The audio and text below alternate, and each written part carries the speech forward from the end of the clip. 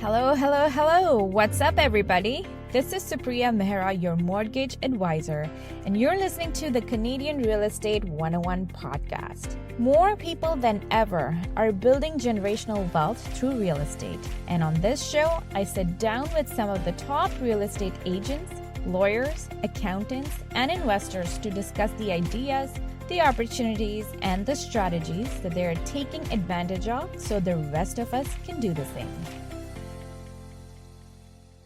Hello, everyone, and thank you so much for joining me today. This is your host, Supriya Mehra, and you're listening to Canadian Real Estate 101 podcast. I want to take this opportunity to share my gratitude with you today for tuning into another episode. If you haven't already done so, please subscribe to our podcast and share it with anyone who might benefit from it. If you are a first-time home buyer, then please register for our upcoming in-person seminar scheduled for December 16th, Friday from 6 to 8 p.m. Link for the registration and details is on our show notes. In today's episode, we have Joseph Kehoe. Joseph is a realtor with LePage, ProAlliance, and LePage Commercial out of the Belleville office. Joseph has been investing in real estate since he was 18 years old through REITs, purchased his first property at 21, and has been scaling and investing ever since in different areas of Canada and along with that, US as well. With a strong understanding of financial, investment, and business practices, he is well equipped to handle complex commercial real estate transactions. In this episode, Joseph talks about Belleville market and why it might be a great opportunity for you to invest for residential or commercial needs. So without further ado, let's get rolling. Hello, Joseph. Thank you so much for joining me today at Canadian Real Estate 101 podcast. How are you? Good. How about you? Good. Well, I'm glad that you reached out to me because I was looking for a guest who specialized in the commercial space of things. So before we jump on to the interview, to a bunch of questions that me and probably my listeners have as well, why don't you introduce yourself? Tell us a little bit about you, who you are, what you do, who you help, where you are, and how you got into the world of real estate. Yeah. So my name's Joseph Kehoe. I'm from Belleville, Ontario. No one knows where that is. It's just off the 401 by Prince Edward County. I'm sure lots of your listeners know where that is. So yeah, grew up in Belleville, spent some time away, going to post-secondary in Ottawa, spent some time in Toronto, which it seems like everyone has to do their time in Toronto. Got into real estate when I was 21. I was working for Toronto Hydro, actually. So I had a good job right out of school and was able to save up some money with, solid paychecks and always wanted to get into real estate. Always knew that it was a good kind of investment vehicle. I wasn't thinking about being on like a salesperson side at that time, but I took the plunge, saved up a down payment, bought a place, worked out really well, got tenants in there, duplexed it, bought another property, rented that one out, sold the properties for good profits, and invested in some secondary market, big multifamily buildings with an investor pool. And then kind of do my own thing too, along with that. That's kind of the space where I hold cash and we can kind of pull out at that time. And now I have some single family in Belleville, multifamily Belleville.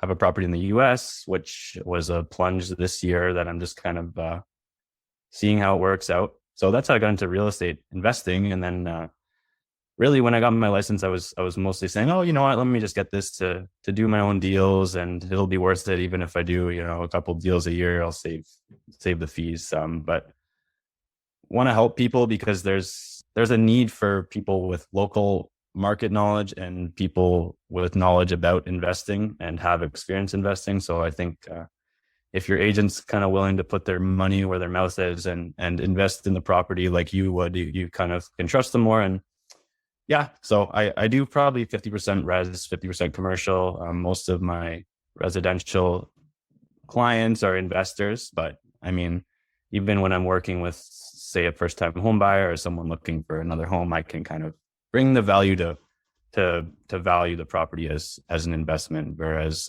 you don't need to tell them where this is where the kitchen is and this is where the bathroom is. They can figure that out. So yeah, that's how I got into it. And yeah. Okay, wonderful. So I'm curious now that you talked about Florida. US. Where about in US did you go ahead with? Columbia, South Carolina. So Interesting. Okay. I know there's a lot of talk around Tennessee and Florida and Georgia. People are going to. People talk about North Carolina a lot, but people seem to glaze over South Carolina. I know like people, especially from Canada, know a lot about Myrtle Beach and Hilton Head, Charleston for vacation spots. But I bought in Columbia. That's the state capital. There's a lot of population growth there, low prices, good cash flow. So I'm trying to close on a couple multifamily things there now. I'm just trying to get to a price, but it's a good market so far, landlord friendly. But I mean, then you have the hassles of having an ITIN number and US taxes and all of that. So I mean, it's not for everyone. I probably won't invest too heavily in the US because I think our market's a little more stable. We have better population growth, better jobs, more educated people, it seems. Not to discredit the US, but just that's just the reality that we have better education. I just think our market's a little more stable, especially for appreciation. But yeah, it's a test. So we'll see how it goes. Okay, cool. I like it. Now, what are you seeing in the commercial real estate these days? Residential has definitely taken a hit in terms of as soon as the interest rates and everything that was going on has impacted, and it continues to impact. We don't know for how long. But how's the commercial space doing? Is it similar to residential? What are your thoughts on it? Well, I mean, it has seen a slowdown definitely with rate increases. The thing about commercial is the clientele are business people and investors. So the way the residential market has gone in the past couple of years has been very emotional, right? People saying, "Oh, I need to buy a house. I need to buy a house," and being mad that the market's going up, and then now saying, "Oh, I'm going to wait until the market crashes," right? Whereas, commercial is a lot more analytical, even on duplexes and triplexes, like things that would be classified as residential, but not commercial. You're not seeing as big of price influx as like single family homes, especially those like higher priced single family homes. People are a lot more scared. So, it's definitely, there's been a slowdown. I mean, office space is a huge thing that's been going on over COVID, right? The uncertainty around office space and all these major companies and major city centers not extending their leases or canceling their leases. And you're seeing, offices in Calgary and Vancouver and Toronto be like 30% vacant. And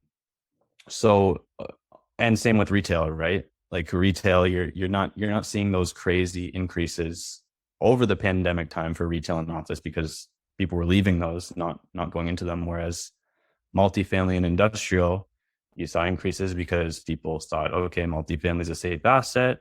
We want to put our money here. People are always going to need a roof over their head. Industrial, there's more fulfillment centers. There's more people doing direct to consumer. So big upticks in industrial rents and multifamily rents and just prices. We had a meeting with our LePage commercial team last week, and Altus gave some numbers, basically surveying some developers, pension funds, brokers, just a large range of industry professionals. And they were interviewed basically or surveyed on, do you think there's a recession coming? What's going to happen with these different asset classes? So most people, and not most, 50% said, yes, there will be a recession, but it will be shallow and short. So they're not expecting major things, but I think like from the data, we may already be in a recession, right? So there's that. Those people are a little bit cautious, but they're not expecting doom and gloom. And then they're interviewed or surveyed on cap rates too. And they were saying the cap rates need to come up. And the consensus is yes, which obviously makes sense because interest rates have gone up. And So you need your cap rates to rise, and cap rates have been kind of compressed for so long. Not so long, but the last couple of years because of the low interest rates. So people have maybe got used to these really low cap rates, and now they need to come up to match interest rates. So yeah, you're seeing properties more fair value. Even during the crazy times, there was people offering no conditions on commercial buildings, which is like, that's not really common at all. No conditions on a house is a lot different than no conditions on commercial, because there could be contamination or something, and then you're stuck and you're not getting funding. So yeah, a little back to the norm, not so emotional and drastic as residential, but office is kind of still that unknown what's going to go on with it. So we'll have to wait and see with office, but for the others, we're going back to the norm. Okay. Now, when you are looking at a commercial property, what does the process typically look like? Like, is it similar to a residential property, or when you're taking your clients for a commercial? What's your process, perhaps, if you have any specific process that you walk your clients through? Yeah, well, I mean, it depends if they're using it for an investment purpose or for their business, like if they're an industrial client or something and want to buy a warehouse for their business. But most of the time it's an investor. So really, like you're looking at if there's leases in place, what money is it making? Because that's what commercial properties are valued on, right? And that's how you're getting financing on them. It's just based off the income it makes. If it's multifamily, it's been kind of tricky with multifamily because there've been so many corporations and big buyers for these multifamily buildings that have been, in my opinion, overpaying. Obviously, for the long term, they're going to somehow turn it around and evict these tenants and then get the rents up. So multifamily is kind of different in that way, where like a lot of the time you're not looking as much off of the rents that are currently set because of the landlord tenant board, right? You're looking at, what's the future value once you get a tenant turnover, versus if you're looking for office, retail, industrial. Like we don't have those rent increase laws you have to stick by. So really you're just looking at is the building vacant? What's the vacancy rate? Is it fully occupied? When are the leases coming up? Do they have renewals? Are they going to stay? So that side on the financial part of things, and then you're looking like really it's tough to be able to look at the building condition and get a full idea of what's going on. Usually in bigger buildings and even smaller buildings, they do a building condition report. Sometimes a seller will do it, but most of the time it's the buyer doing it during their due diligence phase. So with the building condition report, you're basically getting a view on it's like a home inspection, right? The commercial version. So you're getting structural, mechanical, what's the roof like, what's the interior like, all of that stuff. Building location, if it's an out of town investor or they don't know the area as well, you need to make sure that they're aware of like where our A class buildings are, where the B class buildings, where the C class buildings. A class, obviously you're going to be paying a premium. You're not going to be getting as good of a cap rate, but you might see more appreciation in that asset. B class, you're in the middle. C class, you're going to be dealing with, a building that's in not so desirable location. You might be getting better cash flow from it, but maybe the appreciation's not there, or it's an older building. So yeah, all those things go into it. Definitely, less emotional than something would be residential, because your clientele is someone that's pretty level-headed and looking to buy it for investment purposes. But yeah, those are some of the things that go into looking. Now, a lot of people that I speak to, they're hesitant somehow with commercial space.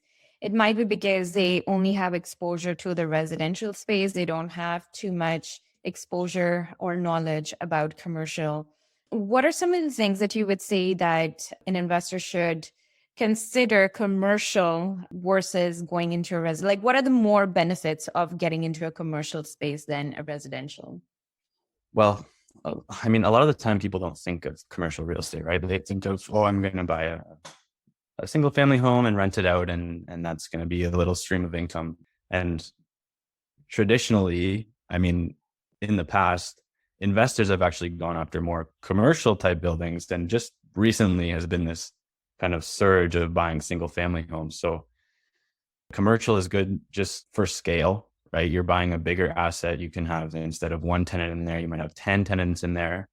The leases are set up. This isn't multifamily here, but leases are set up in lots of the time net leases. So you have the tenant covering taxes, maintenance, and insurance.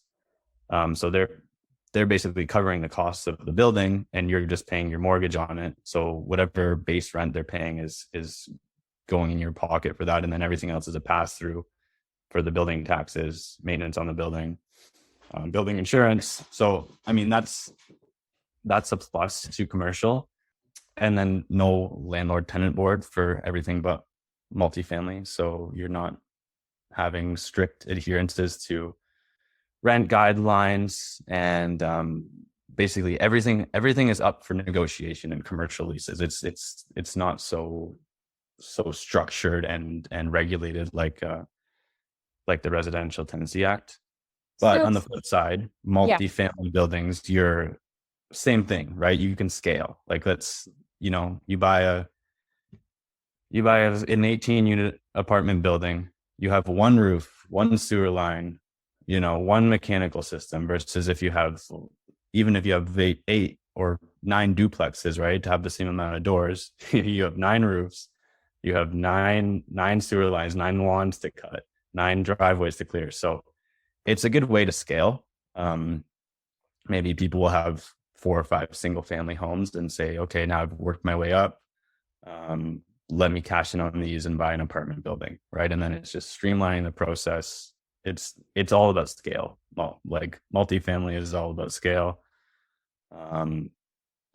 Commercial is scale, right? It's just less things to look after, more streamlined, one location. You have everything there, and then from there, if you hold that building and you refinance that building, you leverage that big asset, and then that enables you to then scale farther and buy more.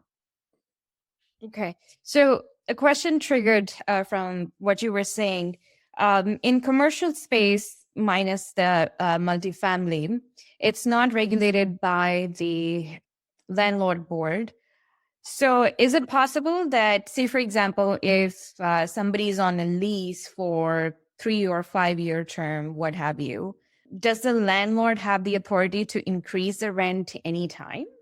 How does that work? So most of the times, the initial lease, I would say majority of the time you're doing a 5-year lease in commercial. So what will normally be done, you'll have your lease agreement, and you'll have year 1 to 2, year 3 to 4, whatever, year 4 to 5, you'll have per square foot, and there will be rent increases built in. So maybe for the first 2 years, you're incentivizing them at $8 a square foot. And then for the remaining 3 years, they're paying $12 a square foot. Or maybe you're increasing 5% per year, 3% per year, whatever. It's all up for negotiation, like I said.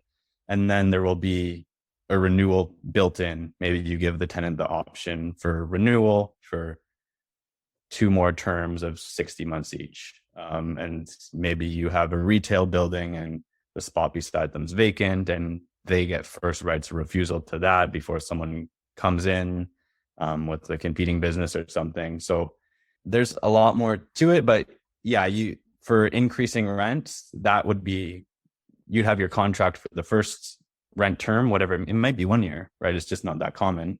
And then once that 5 years is up, then it could go from 10 to 20, right? And then it's up to the tenant to say, okay, I want to pay this and stay here, or no.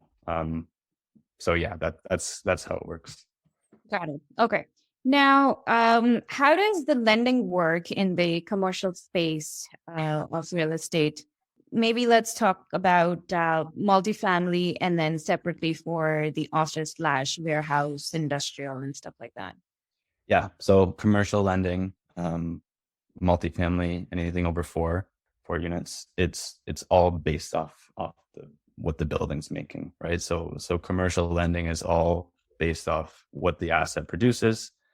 It's not based off, you work for this company you've worked there for 5 years and you make $90,000 a year. This makes you eligible for this type of mortgage, right?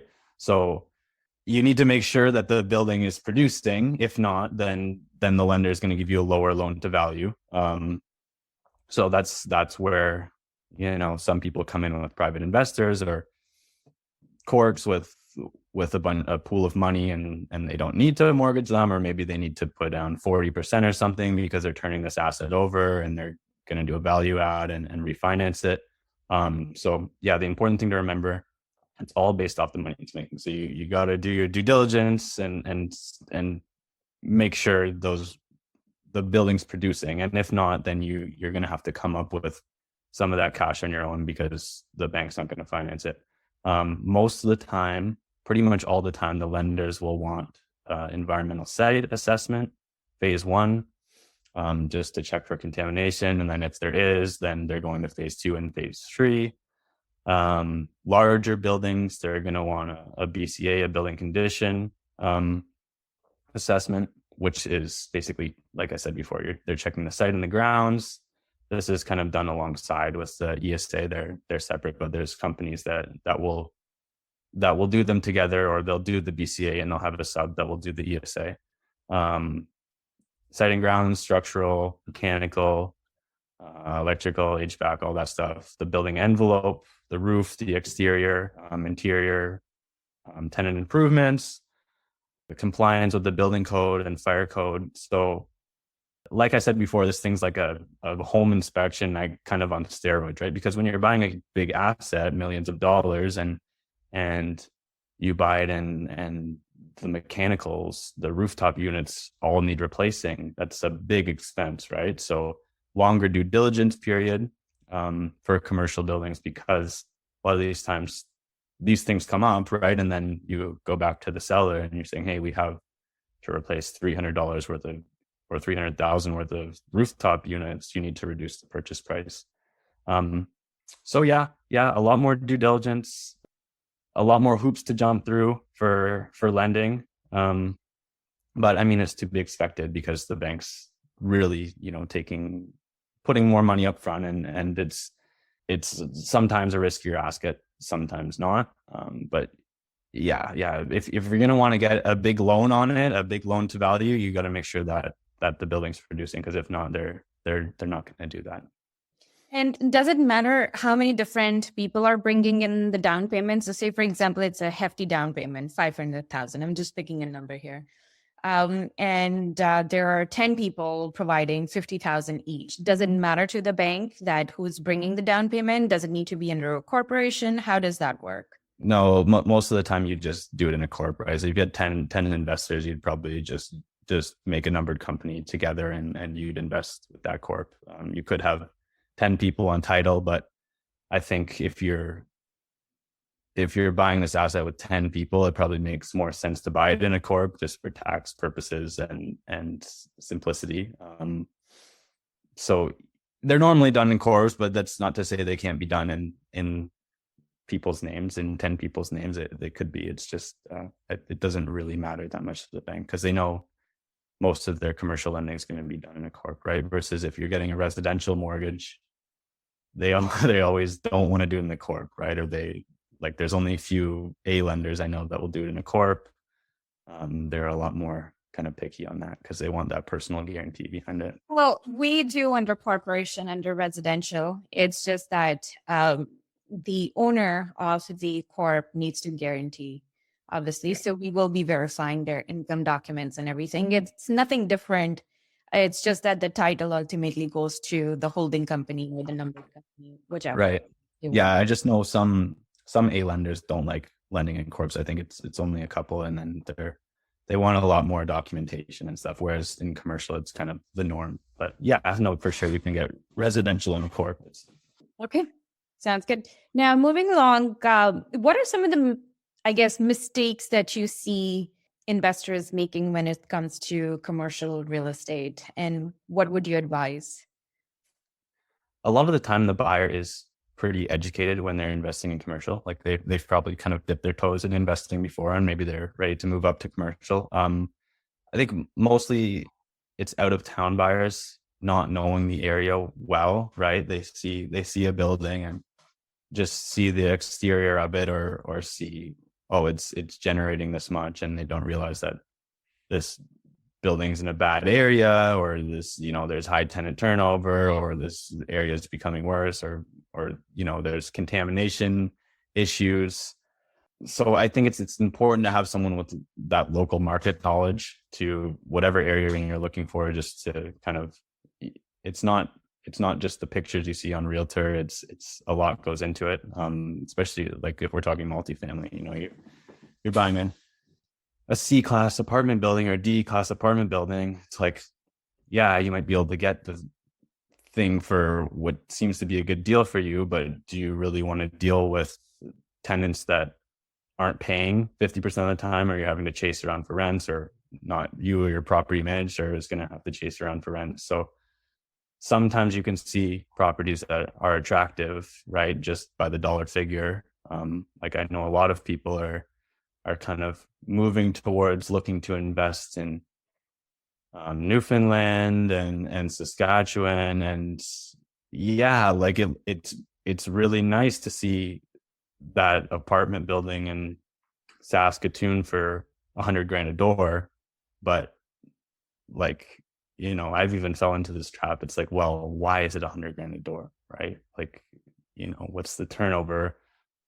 What's that neighborhood like? Is there growth in that area, or, so I think that's the most common mistake I see, is just people looking at the price tag and thinking, okay, well, look at this, I can get this and it's going to cash flow this much. But cash flow doesn't always mean it's a good investment, right? Especially if you're getting into like an older building or something like that, right? If you're buying an older apartment building, cash flow is great until you have to replace all the mechanicals to the building, and you're 200 to 300,000, and then your cash flow is gone for 10 years, right? So yeah, just taking into every account of the asset, and sometimes things are priced well, or sometimes things are overpriced, but yeah, you just needed to have someone local and a professional that knows the area and knows why it's priced for that, right?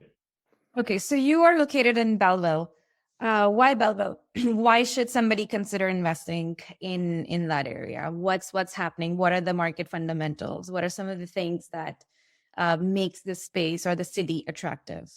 Yeah, well, I mean, I'm biased because I grew up here, but like I have a lot of out of town investors that people never knew Belleville until like 2017. I would say I would always tell people, oh yeah, I'm from Belleville, and they'd say, oh, where's that? Where's Rockville?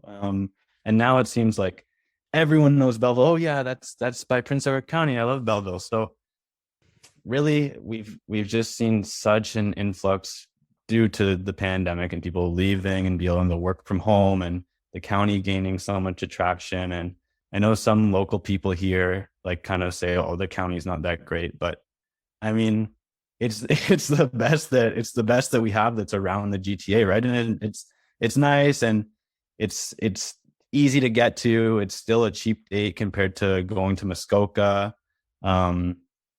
Belleville, we have, like, even from when I grew up here, it's changed so much. We have a lot of population growth. The county's expanding. We have some developments going on north of Belleville. We have some golf courses that they're doing billion-dollar developments around. They're bringing city water and sewer up more north. They're building a lot of subdivisions. But in the city of Belleville, there's not really free or vacant land. So you're seeing more infill projects, whereas you never really saw that before. Lots of industrial jobs, lots of industry trying to come to the Belleville, Trenton, Quinte West area, because we're right along the 401 corridor. So you're coming, most of these trips are with truckers are from Toronto to Montreal or Toronto to Ottawa, right in Mississauga, a little bit past Toronto. So we're kind of right in the middle there. People are able to come here and buy vacant land and develop industrial buildings or fulfillment centers or what have you for a lot cheaper, or rent for, half the price of an industrial building in the GTA. And it's convenient, right? Because you're right in the middle. We have this project that was just approved last week. they won't disclose who is going to be the person occupying the building, but 1,000 square foot, or sorry, 1 million square foot warehouse, creating 800 to 1,000 jobs. It's rumored to be Amazon. It probably is Amazon. But I mean, 1,000 jobs, Belleville population is 54,000. That's the 2% of our population that jobs are being created for. We have Loyalist College, which is like in a dire need for student housing. They have the students in hotels right now because they can't find housing, and they're doing 2 to a room. Sometimes we have a lot of international students coming to Loyalist, and they get here and they can't find housing. So those are all attractive things about Belleville. I think it's only growing. Even people like in the Airbnb space, they're 90% occupancy in Belleville because people are just staying in Belleville and going to the county. It's half an hour, and then they're coming back to Belleville and they're getting dinner and walking around downtown and going back to the county the next day. So all those reasons, and our average residential price is under 500,000 now. So we're way below the Canadian average. We're way below the Toronto GTA average. So you can still cash flow properties. Talking residential, commercial, multifamily, whatever, what have you. But yeah, there's a lot of opportunity, and you don't see that in markets very often, where you can still cash flow properties, where you have a growing population and actually kind of a desirable place to come. I know prices are a lot lower. People look in Northern Ontario or maybe Cornwall or something like that. And I think that there's, like I said, I'm biased, but there's a lot more stuff going on and developing in Belleville. And even my service out Kingston way too. Lots going on in Kingston, growing there. That's become a big spot for people to kind of come from. It's a step up from Belleville. They're over 100,000 there, but they have Queens. There's a lot going on in Kingston too. So I think it's just growing, and it'll continue to grow right along the 401 corridor on the Bay of Quinte, close to the water. Yeah. Okay. And is there a military camp somewhere around Kingston, or I might be wrong? But yeah, there's one in Kingston, and then CFB Trenton. It's good you mentioned that. I forgot. CFB Trenton is the biggest airbase in Canada. So that's okay. You have a lot of military people renting and a lot of military people buying houses. They have housing on the base there, and they have off housing on the base, but it's not that nice, and it's over. There's no room in it. Like the people need to rent and people need to buy. It's going to continue to be like that. The base isn't going anywhere. So yeah, that's another big plus for the rental market here. How far from Belleville? Belleville and Trenton are about 20 minutes apart. Okay, so the base is in Trenton, and then Belleville. You can get to the county from, most people coming from Toronto will get off at Wooler Road and go to the county from there, which is basically the start of Trenton. So yeah, they're interjoined. It'd be like, I don't know, Oshawa and Whitby or something like that. They're close enough. Okay, sounds good.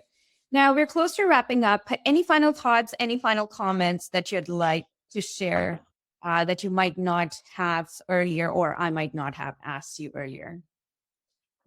No, just if you're interested in investing in commercial, residential, what have you, make sure you have someone local, right? I know a lot of people are looking to invest abroad, right? They'll look in the States, or they'll look, like I said, out west, and yeah, just have a qualified professional in your corner, and fly out to where you're going, right? Fly out, drive out, check out the area, check out the neighborhood, because I mean, real estate it's a long-term game, right? And people have kind of thought in the past couple of years that you've been able to just buy and trade it like stocks, and it was always just going to go up. But I mean, realistically, if you're buying real estate, you want to hold it for 7 to 10 years. You want to be in the position to hold it for 7 to 10 years and ride the wave, because although it's a great asset to invest in, you need to be able to weather the storm, and you need to be able and be prepared to hold it long term. So that's when people get burned, is when they over leverage themselves and they buy things just on the basis of appreciation. And you're seeing that now. And investors are negative cash flow. And let's say they have condos in Toronto and they've been negative cash flow. They're $500 a month negative cash flow, but they're saying, oh, great. Well, the asset goes up $100,000 a year. And it's like, okay, well, then it doesn't. And you need to be able to weather that storm. And some people can, and some people don't. So yeah, be careful, be prepared to be in it for the long term, and have a local person in your corner. 100%. I totally believe in that, because real estate, like anything else, even in good stocks, it got to be long term. You might make money in the for short term, but long term is always the way to go. The timing factor will always help you in terms of growing your portfolio and stuff. So thank you. Your contact information, let's share that. How can people reach out to you? Share your email, Instagram, wherever you hang out, and I'm sure somebody will reach out to you. Yep, Joseph Kehoe. So like I said, Royal LePage, ProAlliance, Royal LePage Commercial. I'm working out of the Belleville office. You can visit my website, kehoerealestate.com. Social media, Joseph Kehoe Real Estate. You can find all my contact on there. Perfect. Thank you so much, Joseph. This is really helpful. And we'll chat soon. Perfect. Thank you. Thanks. So there you go, my friends. I hope you found this episode insightful. That's all for today. We'll see you next time. If you have any questions or thoughts you'd like to share, please email me at supriyamehramortgages@gmail.com. Thanks so much. We'll see you soon.